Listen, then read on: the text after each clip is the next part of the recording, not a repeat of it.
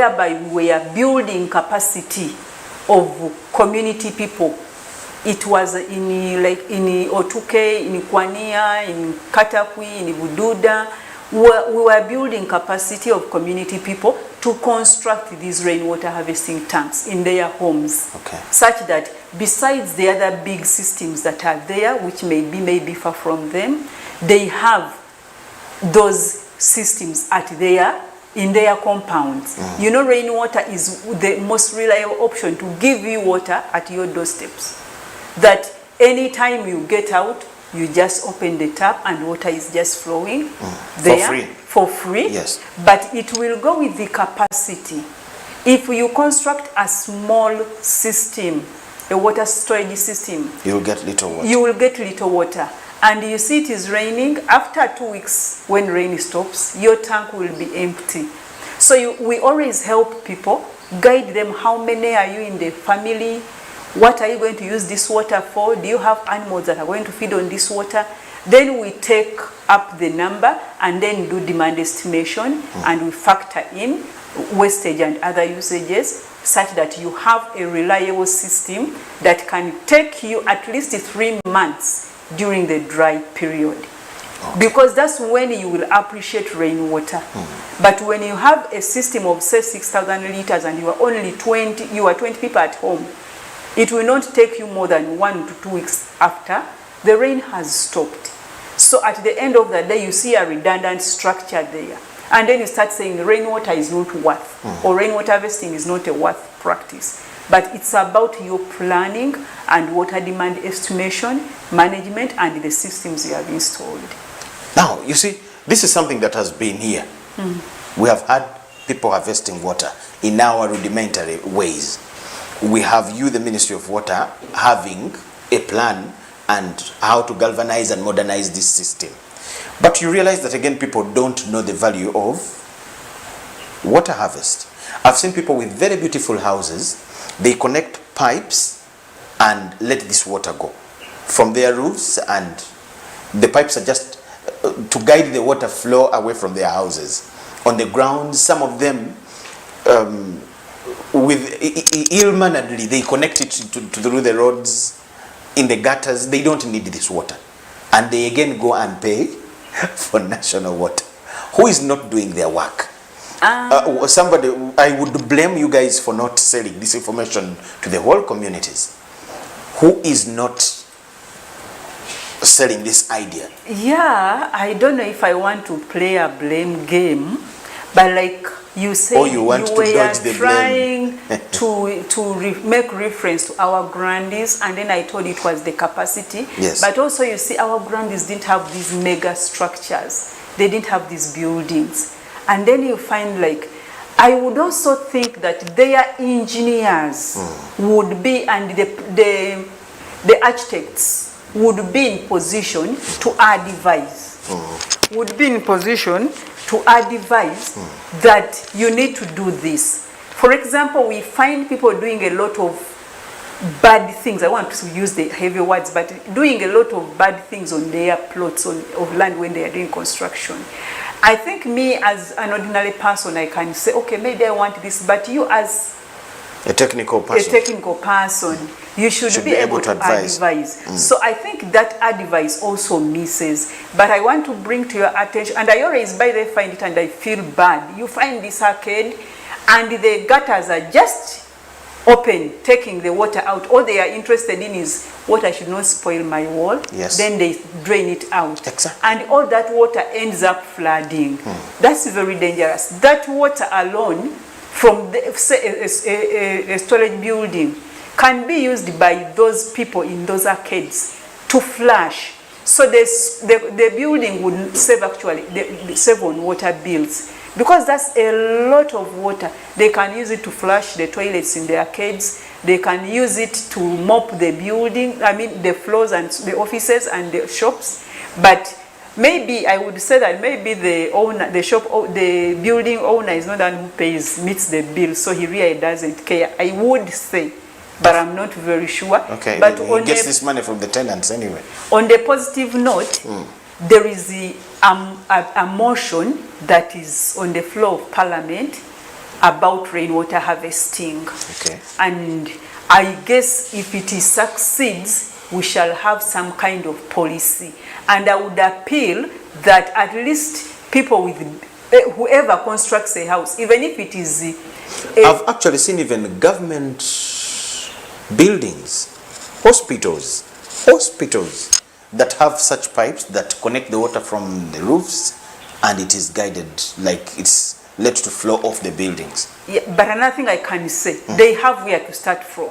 Since they already have the gutters and the pipes there, it's just about easy, connecting the water to the right place. It's about connecting the water to the right place. And you find that those same buildings, the patients will be threatening to strike because the building has no water. Because the toilets are dirty. Hospitals being disconnected with what? Because of water bills that are not paid actually. Yeah. So I hope this motion on the floor of Parliament gets... What I want to get from you, why do you think us. we end up seeing this, yet this water is free? It's threatening to rain right now. Yeah. Why do we see people again not knowing? People with this, I'm talking about mansions, not even grandmothers in the village with small houses. Mansions, people that have the exposure and they would be privy to this information. We see them letting this water just flow and go. Yeah. What do you think is the gap there?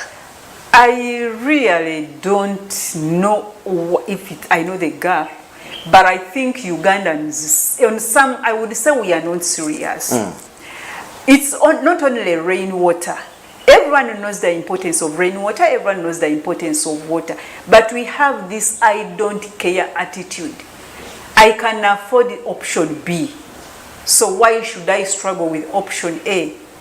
And some people maybe look at it as maybe rainwater harvesting is for the poor. Okay. For me, I have my money, I can pay national water. Why should I struggle with this? There is that I don't care attitude. I would try to divert you and show you something. We go into the water quality. We complain of rainwater quality. We complain of water quality in the main systems. But you would see a person who is responsible in a Land Cruiser TX or something, puts down their mirror and throw a plastic bottle in a gutter somewhere. Yes, the bottle ends up in the water system, in the drainage system. So people don't, I don't care. They have this I don't care system, and I don't think they don't know what to do. But I think they need. For me, as me, sometimes I need enforcement would make us go a mileage. Before enforcement, you as Ministry of Water and the ATC, how much have you done to sell this idea? Some of our people actually, they are seeing some things, but sometimes they really need an eye-opener. How much have you done to sell this information to the public that actually, if you have a roof, that is already water for you. If you have a gutter on your house, that is water for you that can take you for months if well collected. How much have you done to sell this information? Yeah, ATC has mandate of operation, and in that mandate we try to promote different technologies. So for rainwater harvesting, we are trying to promote a number of technological options that people can use to harvest water, but also trying to build their capacity. Like I told you, we go to those communities I mentioned. We have been in Kayunga, within Mukono here, in Masindi, we were in Otuke, Katakwi, Bududa, Apache, and the rest of the districts, Shema, getting the local community people and training them to construct these rainwater harvesting tanks. Okay. So we are teaching them to do that construction. For us, we don't like to come and give you a tank and then go away. Tomorrow it will have a problem and will not be able to fix it. So we are teaching community people to construct these tanks, and we don't just come and teach, but we train the entire village. We have sensitization meetings with entire villages, trying to teach them the importance of rainwater. We train them to construct, if they are agriculturists, we train them options for getting water, surface runoff, and then those who prefer water for domestic use. We encourage them to get water, to harvest water from the roofs. Besides, we encourage them to use low-cost options. Okay. We encourage them like to pick plastic bottles. They pick these plastic bottles and use them instead of bricks. So when they use these plastic bottles instead of bricks, it makes the cost of construction cheaper. Secondly, the plastic bottle bricks are very strong because they are water resistant. Okay. They don't get water so through them. So that means that we are giving them a more reliable option. But also every year we organize the Technologies Expo. Okay. We organize the Technologies Expo whereby we bring to the community, to the public, all the technologies that there is for the different purposes. That is to address climate change, to address water issues, water scarcity, water quality and quantity, to address agriculture, water for agriculture, health and other options, and sanitation and other issues. Okay. So this event is always in Kololo, and during this event we bring all our stakeholders. We don't do all the work alone. There are some specific tasks we do with other stakeholders, other NGOs, and other universities who are doing the same innovation and who are doing rainwater harvesting. We are going to take a short break, but now I want you to expound more about the quality of this water and how, you hinted about it, the quality of this water for the different activities that we may want to use it, and how we may ensure that it is of quality enough for that particular activity. Yes. How can I save? People have dispensers in their houses. Can I collect rainwater and put it in a dispenser, save from buying this big bottle or container that carries water? How do I keep it safe? Can I keep rainwater safe for drinking? When we are doing rainwater harvesting at the different systems, for example, where water drops into the tank, we put there a trap to trap silt from the roof, to reduce on the silt load that goes in the tank. Then before that, after that, as the down pipe, we connect it to fast flush, such that the first dirty water is flushed off, and then you reduce the silt or the dirt that enters the tank. Okay. And then at the mouth of the tank, we also put another level of filtration to trap any unwanted kind of material. Yes, unwanted material that are still in this water. So it's already there are 3 levels of what? Of control. So the water that enters in the tank, we are still not very sure of it. So when you harvest it for other purposes like washing, when you collect it you extract for washing or mopping or the rest, you can use it, and by the way it lathers very fast. So you can use it for any other activities. When you want to get water for drinking, we don't encourage you that you go to the tap, open and drink. We encourage that you continue to purify that water. Just the way as you purify water from other sources. Yes. So we have a number of technologies that we promote for water purification for the different purposes. Even the water that we are harvesting as surface runoff to be used in the gardens, we still have levels of filtration. Make sure that whatever is collected there does not transfer the pathogens to our crops. Okay. So for these households, we have a number of technologies which we refer to as point of use water treatment technologies. For example, I can tell you about the solar disinfection, where you can remove the pathogens just by use of the sun.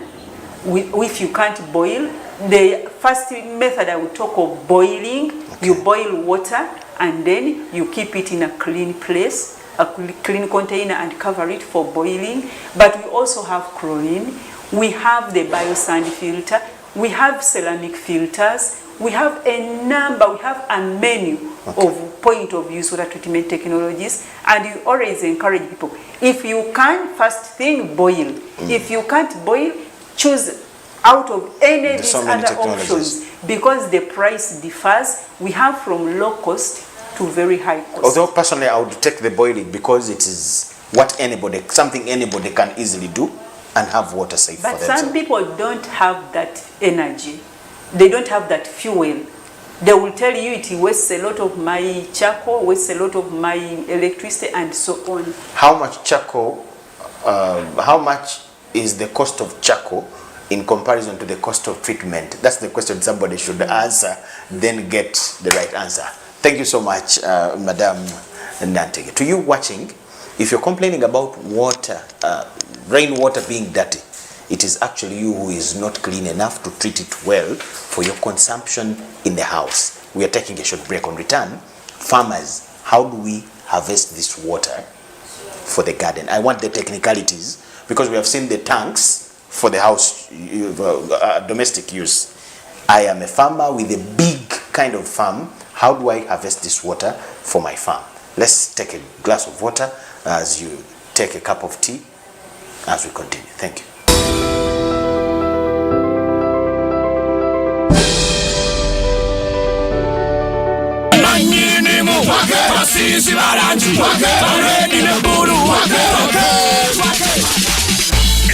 And shine in Plascon Paint and win the Twake edition. Buy Plascon Paint worth 100,000 shillings. Get a scratch card and SMS the code to 7197. Not only will you win instant airtime, but you could take home 1 million shillings daily, a share of 4 million shillings each week, or a brand new motorbike with fuel worth 100,000 shillings. Terms and conditions apply. Plascon, color your world.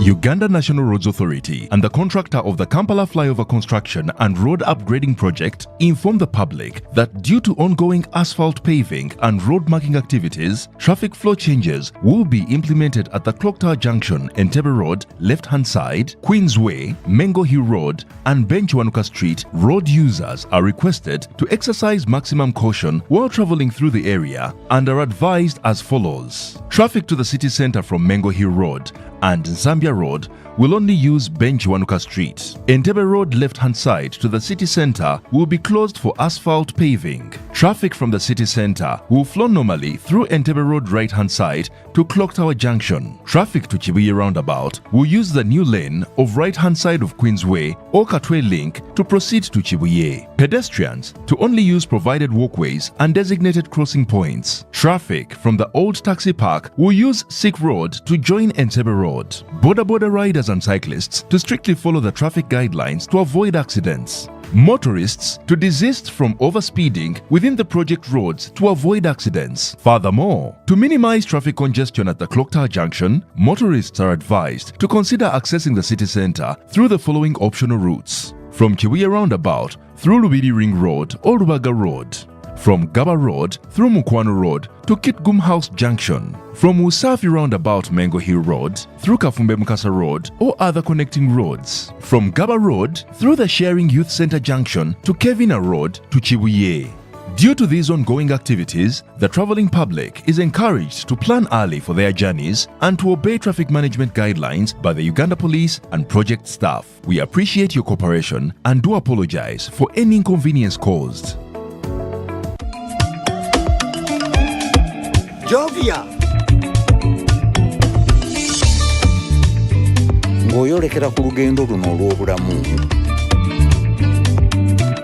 nkuwa ekirabo eky'amaanyi agatazizibwa, amaanyi okulabibwa n'okuwulirwa mu mawanga ag'ewala ennyo,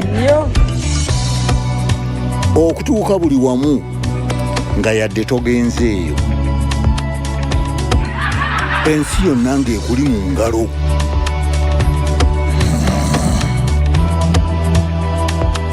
Okutambula mu biseera n'okumanya buli kimu ekirina okumanyibwa.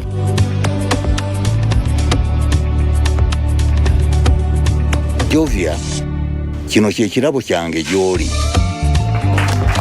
Tewali kumuku ki ky'osobola okukola ku mukutu nnantameggwa ogwa MTN. In the year 2020, the world was brought to a standstill because of the COVID-19 pandemic. We lost friends, we lost relatives, we lost workmates during that very, very trying time. And we decided that we could remember them by establishing what we call the Remember Me book. We also appeal all Ugandans to plant a tree. We are aiming at 1 million trees in memory of those who departed from us. We call upon individuals and institutions that lost any loved one to join us by donating and dedicating 1,000 trees at 1 million Ugandan shillings or more. To donatories, call 0700 513 660. This message is brought to you by My Tree Initiative.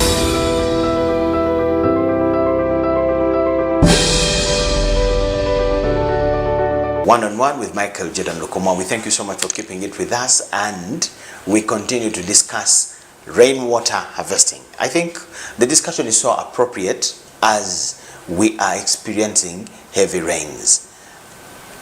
We are having an expert here.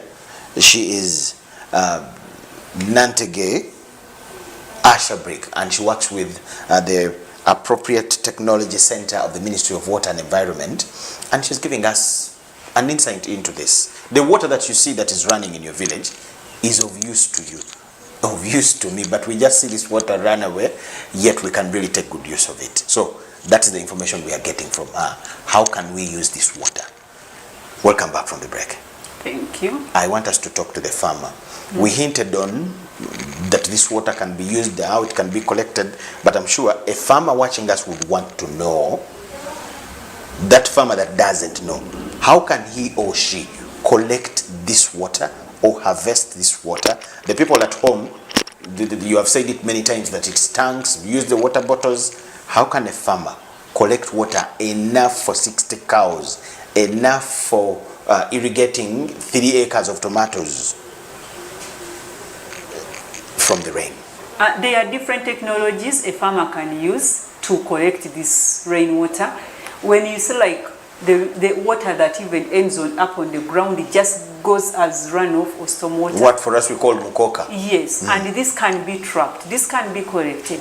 A farmer can use for the technologies that are available range from say 1.5 million to billions, depending on your capacity. Yes, what you can afford. What you can afford. But you also find of late I came to learn that some districts even have tractors and machines at the district whereby a farmer can come and borrow. You go and excavate that pond where you can construct any technology you want for harvesting water for agriculture, water for production, and those machines were provided by the government, I suppose. And I believe, I'm sure of it. So when you look at the technologies, I said we can start from say 1.5 million to billions. For 1.5 million, for example, you can have a pond. If you have a small garden, you can have a pond, and you use a simple technology like lining, using cow dung and a heavy-duty tarpaulin You first put a layer of cow dung. Yes. Then tarpaulin. Yes.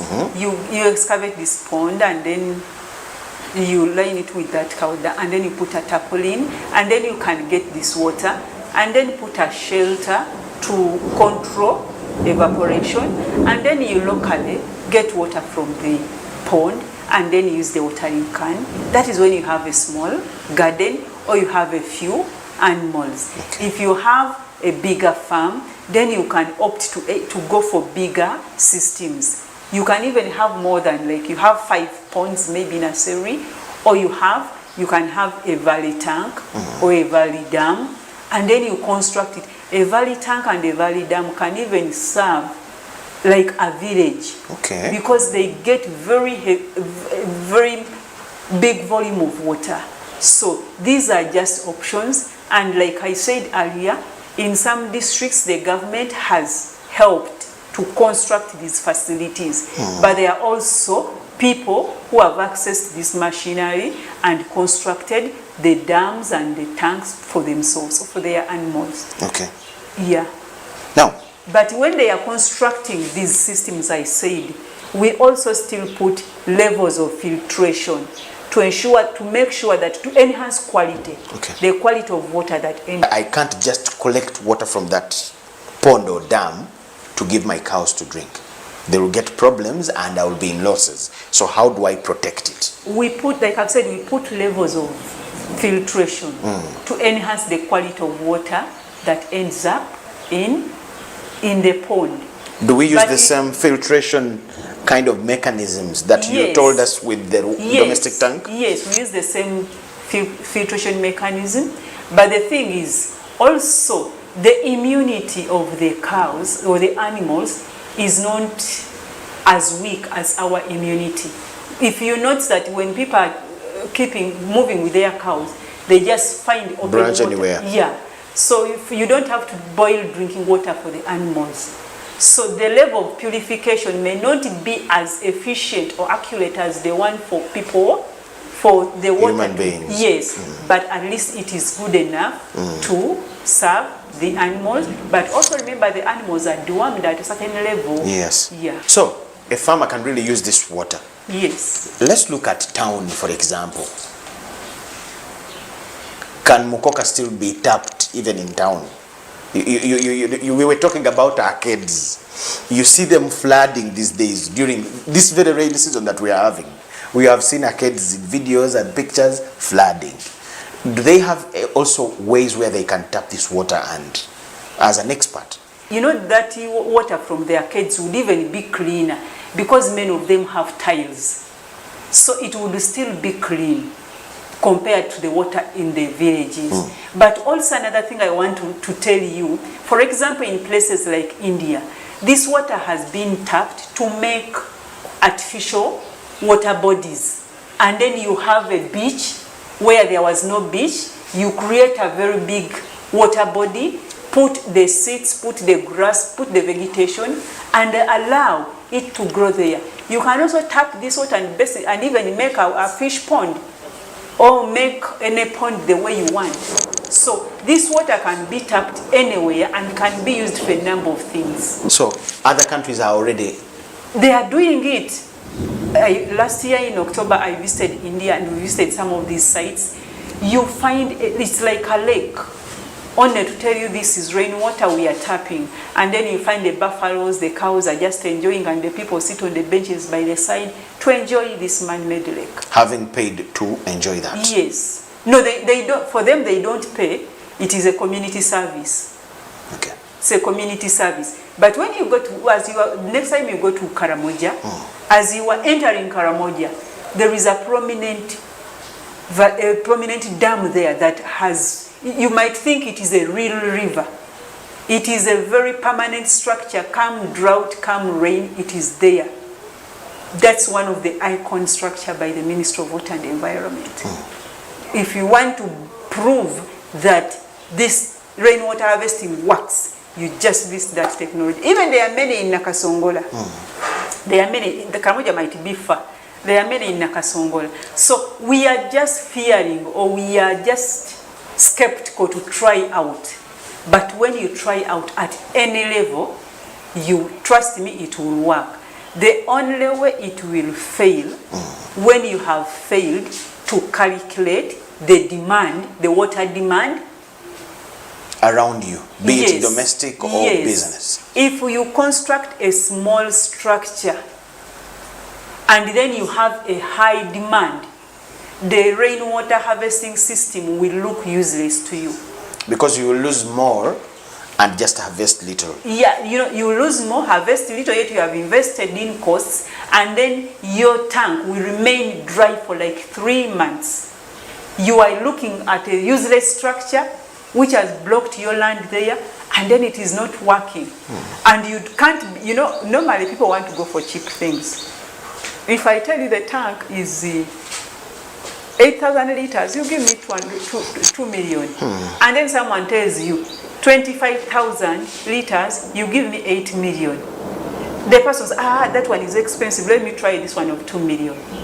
But yet in actual sense, the other one looks expensive, but Way bigger. yeah, but way bigger, and it will serve the purpose you want. If those people who have chicken, piggery, and all that, those poultry and whatever, if you have rainwater there, remember this water is chlorine free.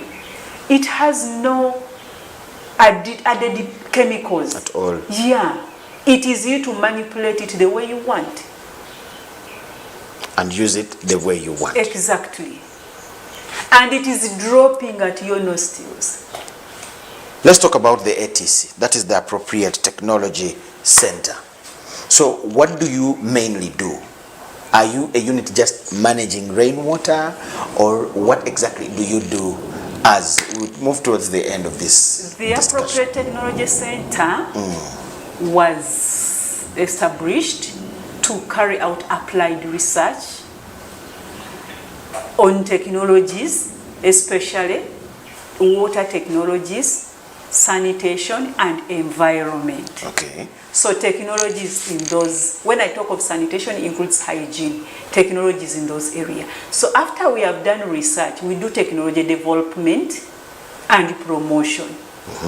So we get different, we are trying to bridge the technological gap in effort by the government to make sure that we achieve safe access to safe water, dignified sanitation, and we uphold the integrity of our environment in every corner of the country. Okay. As we are aspiring, that's very key if we are to go to the middle income country. Safe water access is basic. Definitely. In all areas. In all areas. And then you find, like the way I talked about people dumping plastic bottles, people dumping home domestic solid waste, they dump it, you find a sack somewhere. You find they dump everything, people sinking toilets in water bodies, and then during the rain season, those people who are in high water table areas, they just open and all the dirt ends up in water. You find that the quality of our water is compromised. Yes.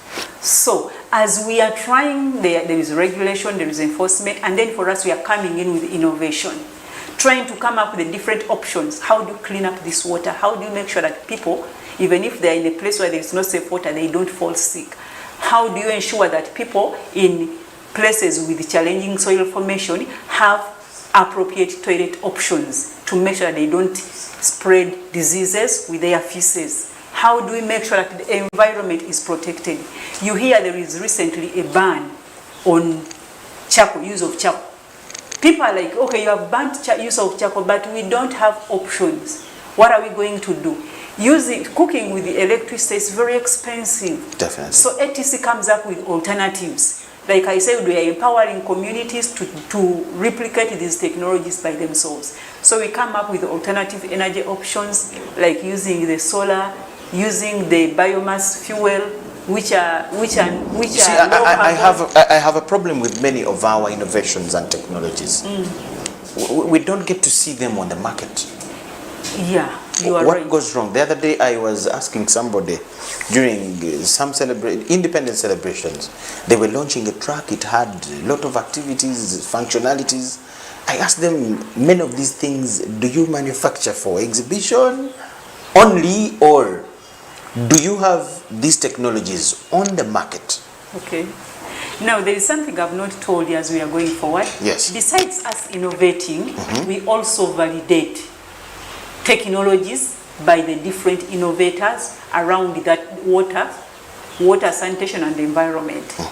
We validate those technologies. Other innovators' products. Yes, and also help them to promote them. Like I told you already that we hold annual exhibitions. So we make these exhibitions free and we popularize them to bring the innovators closer to the end users.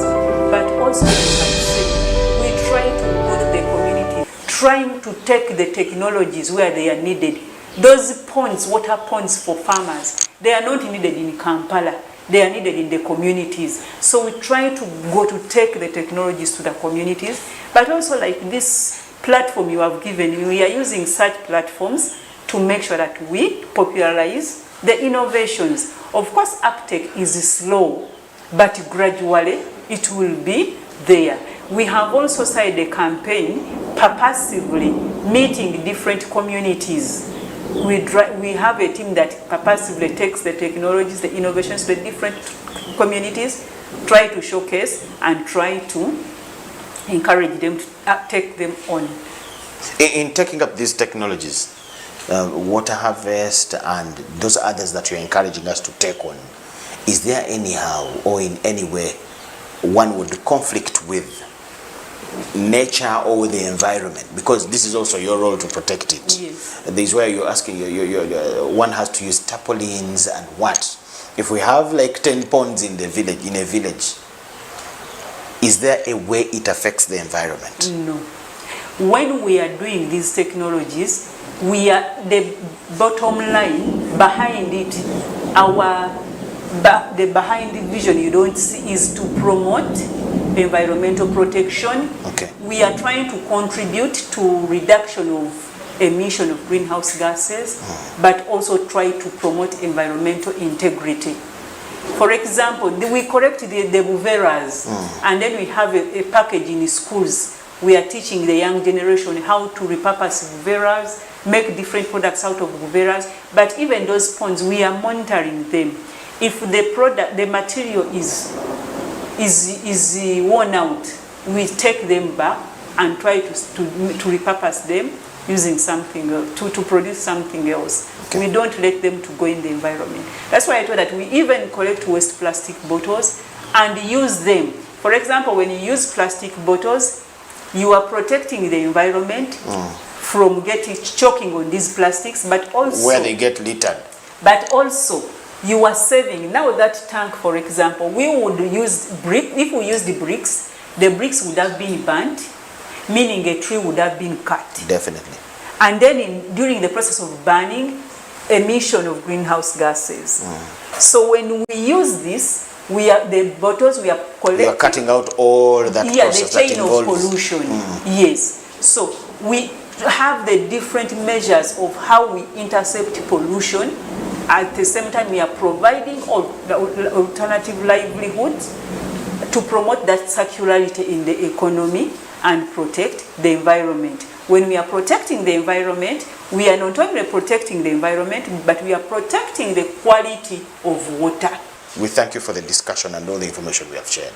What would be your message to a Ugandan who has not yet embraced and gotten his or her eyes opened to the value of water harvest, rainwater harvest?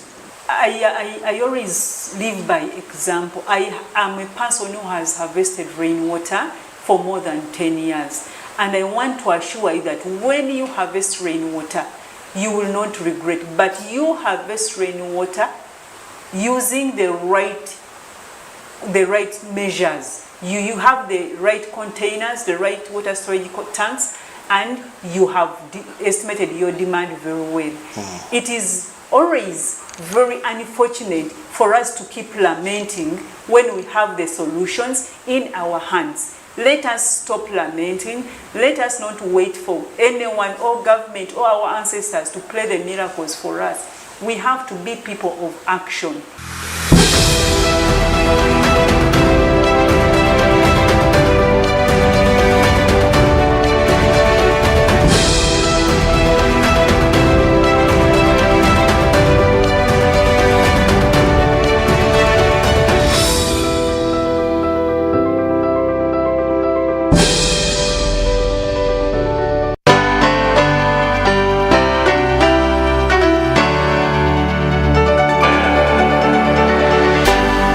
UBC, inspiring Uganda. Uganda National Roads Authority and the contractor of the Kampala Flyover Construction and Road Upgrading Project inform the public that due to ongoing asphalt paving and road marking activities, traffic flow changes will be implemented at the Clock Tower Junction, Entebbe Road, left-hand side, Queensway, Mengo Hill Road, and Benchwanuka Street. Road users are requested to exercise maximum caution while traveling through the area and are advised as follows. Traffic to the city centre from Mengo Hill Road and Zambia Road will only use Benchwanuka Street. Entebbe Road left-hand side to the city centre will be closed for asphalt paving. Traffic from the city centre will flow normally through Entebbe Road right-hand side to Clock Tower Junction. Traffic to Chibuye roundabout will use the new lane of right-hand side of Queensway or Katwe Link to proceed to Chibuye. pedestrians to only use provided walkways and designated crossing points. Traffic from the old taxi park will use Sikh Road to join Entebbe Road. Border riders and cyclists to strictly follow the traffic guidelines to avoid accidents. Motorists to desist from overspeeding within the project roads to avoid accidents. Furthermore, to minimize traffic congestion at the Clock Tower Junction, motorists are advised to consider accessing the city centre through the following optional routes. From Kiwiya Roundabout through Lubidi Ring Road or Rubaga Road. From Gaba Road through Mukwano Road to Kitgum House Junction. From Usafi Roundabout Mengo Hill Road through Kafumbe Mukasa Road or other connecting roads. From Gaba Road through the Sharing Youth Centre Junction to Kevina Road to Chibuye. Due to these ongoing activities, the travelling public is encouraged to plan early for their journeys and to obey traffic management guidelines by the Uganda Police and project staff. We appreciate your cooperation and do apologise for any inconvenience caused. It's true what people say, that when I wash and you wash your hands with soap, we'll have less infections as Ugandans. After all, it's hands that handle money. It's hands that feed us. Hands that prepare soil for farming. Hands that we use to learn. And hands that we use for fun. When I wash and you wash, it means clean hands for all. So, wash your hands with soap and clean water regularly to keep away infections and disease-causing germs. This message is from the National Hand Washing Secretariat with support from UNICEF.